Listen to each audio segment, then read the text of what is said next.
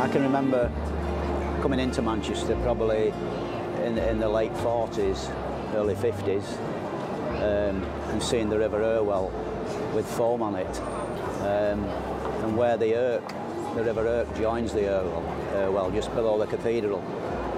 Depending on what the factories were doing that day, you'd have a red on a Monday and green on a Wednesday. My granddad used to work just outside the city centre, and I can't remember what factory it was, but they used blue dye, and they had blue cats and dogs because it used to blow on the air. It used to come out the chimneys, this kind of powder, and it'd settle on white cats and dogs and dye them blue. If you were daft enough to put your washing out anyway, everything would come back in blue. So you've got all the industry along the canal and all this kind of, you know, testament to man and his big chimneys. And there's some bits of the canal that stink. But you walk along and there's all the different kind of birds. There's a lot of birds along the canal. I enjoy seeing them. And I expect to see the cormorants at a certain spot. And they've got the mallards and the Canada geese. But I do enjoy that contrast. But when, I think, it's almost like a taster. You know, they call them the corridors, don't they? Green corridors. They like canals and waterways because it brings life and wildness into the cities. One day I was standing on the bridge, looking towards the Lowry Hotel, with a tufted duck flying very fast, and I realised shortly that there was a peregrine following it. The tufted duck went under the Victoria Bridge, and the peregrine straight over the top. They don't always get it right every time.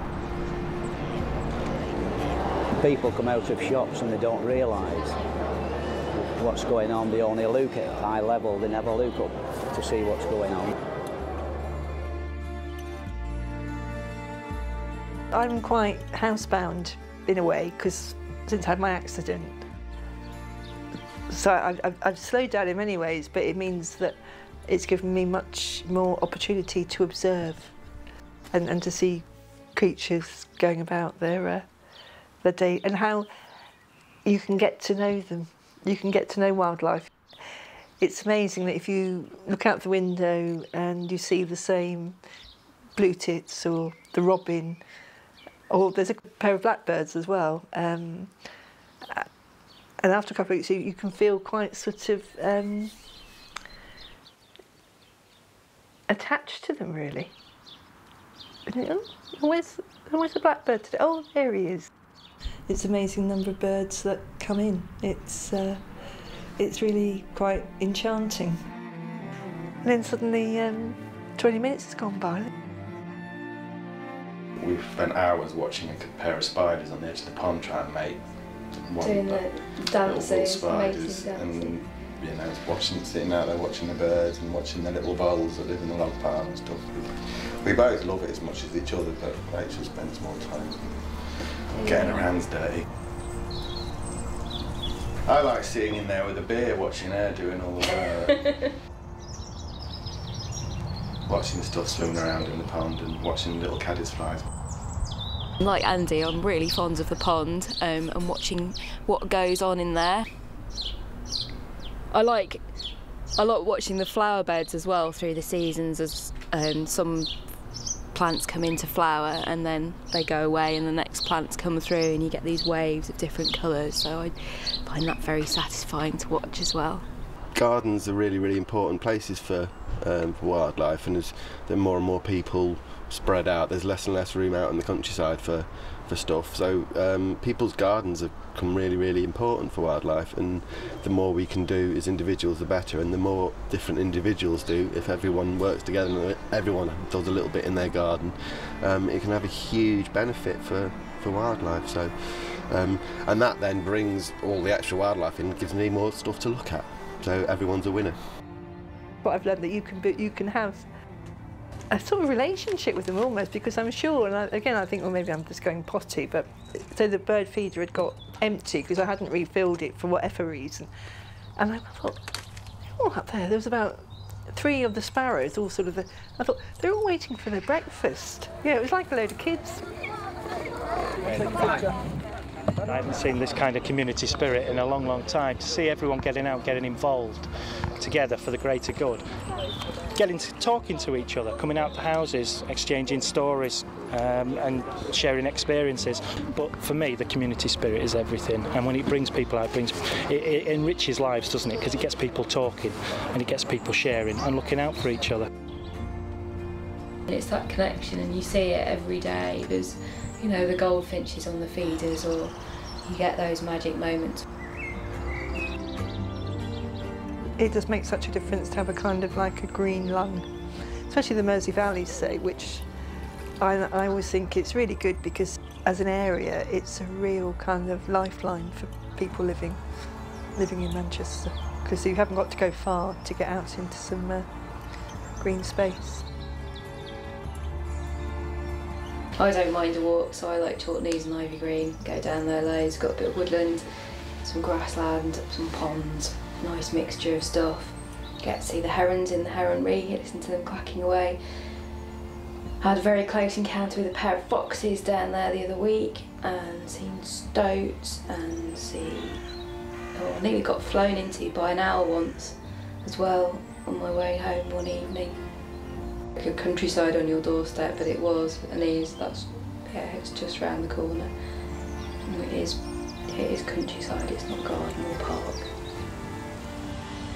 Love the city, but I need a green fix. Go back to the countryside and remind myself that it's still there and it's still real and necessary, and it's like recharging your batteries. You make a connection when you're outdoors and when you're in a wild space, or even if you're just on a bit of grass in the middle of the city, that's the reality of it, and the rest is the construct and the concept. Definite need for wild spaces, just to go out and look around you, breathe in. Do you know, it's not that kind of dodging through crowds of people or walking down a suburban street where your feet are striking the tarmac and it hurts your heels every time.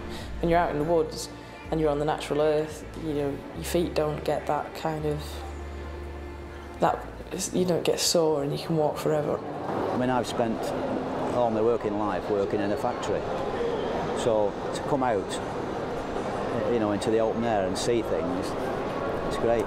Manchester is music and art and culture and vibrance and creativity and connectedness, and it's that kind of the cosmopolitan thing of being on the bus and hearing several different languages spoken. Love the openness and the newness, everything's developing all the time. There's a wonderful kind of energy about Manchester. It's all about moving forward to the future. The rivers have definitely cleaned up. We've got fish back, that's why we've got birds, herons. And the most impressive has got to be the peregrine falcon. They stay with us all year round, and our birds are definitely Mancunians.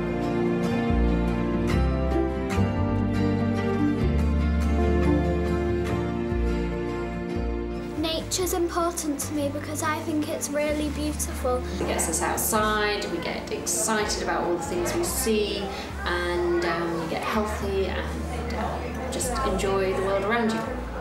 I think nature just makes a difference in terms of making the environment a pleasant place to be in, and having a garden and being able to go to parks. Manchester is a good place for nature because there are lots of parks there and lots of wildlife animals.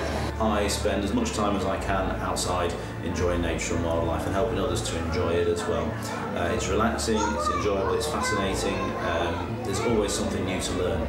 It makes life much more exciting to be able to see birds and plants and trees, and rather, especially in the city, you need stuff like that. I think getting people involved is really important because the nature's there, you just need people to go out and appreciate it to make it an even better place for those creatures and plants and everything to live. Save those habitats and preserve them, because all the little species they need, all those little things, everything from the woodlice to the eagle. Manchester's a great place for nature. You've got a variety of different habitats, whether it's the country parks, the parks in open spaces in the centre of towns, whether it's the streets. There's just nature everywhere in Manchester.